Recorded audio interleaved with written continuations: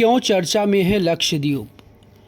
हिंदू और बौद्ध के ज़मीन पर कैसे पहुंचा इस्लाम? नहीं जानते होंगे आप ये कहानी। आइए इस वीडियो में जानते हैं कि आखिर लक्षद्वीप हिंदू और बौद्ध के होने के बावजूद भी कैसे वहां पर इस्लाम का कब्जा है। प्रधानमंत्री नरेंद्र मोदी की केंद्र शासित प्रदेश लक्षद्वीप की यात्रा के बाद यह खूबसूरत आइलैंड दुनिया भर में चर्चे का विषय बना हुआ है।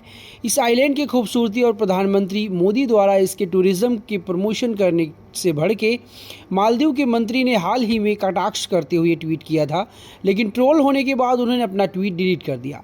चलिए इन सब चीज़ों से हटकर हम बात करते हैं लक्षद्वीप के इतिहास के बारे में। क्या है यहाँ आने वाले टूरिस्टों के लिए नियम, कानून, कायदे, क्योंकि ये देश के अन्य टूरिस्ट प्लेस की तरह ज़्यादा एक्सप्लोर नहीं हुआ था, या फिर इसका इतिहास क्या रहा है। कैसे यह हिंदू और बौद्ध वाला यह आइलैंड इस्लाम बाहुल्य हो गया। लक्षद्वीप मुस्लिम बाहुल्य राज्य है। यहाँ इनकी आबादी 96% है, लेकिन यह द्वीप पहले से इस्लाम बहुल नहीं था। यहाँ पर बौद्ध और हिंदू धर्म का प्रचलन था, लेकिन 631 ईसा पूर्व में उबैदुल्लाह द्वारा इस्लाम पहुँचाया गया। लक्षद्वीप का संस्कृत और मलयालम में अर्थ है 1,00,000 द्वीप। यह भारत का सबसे छोटा संघ राज्य है। यह एक द्वीप समूह है। इस 32 द्वीपों के क्षेत्र में 36 द्वीप हैं। इस द्वीप पर पहली बार इंसानों को अंतिम चेरा राजा चेरामन पेरुमल द्वारा बसाया गया था। इस द्वीप के सबसे पुराने और बसाए गए द्वीप में आमिनी, कल्पेनी, आंद्रोथ, कवारत्ती और अगत्ती आइलैंड हैं। 11वीं शताब्दी के दौरान द्वीप समूह पर अंतिम चोल राजाओं और उसके बाद कैनानोर के राजाओं का शासन था। लक्षद्वीप के बारे में एरिथ्रियन सागर के पेरिप्लस क्षेत्र का एक लेख है। इसके लेखक बारे में जानकारी नहीं है, लेकिन इसमें लिखे गए लेख और ईसा पूर्व 6वीं शताब्दी की बौद्ध जातक कथाओं में इस द्वीप के बारे में उल्लेख किया गया है। इस्लाम आने के बारे में एक प्रचलित कहानी है कि राजा चेरामन पेरुमल 825 ईस्वी में इस्लाम अपना लिया था, क्योंकि अरब से संपर्क और व्यापार होने की वजह से कहीं न कहीं इस्लाम का प्रभाव उन पर और इस द्वीप के लोगों पर रहा था।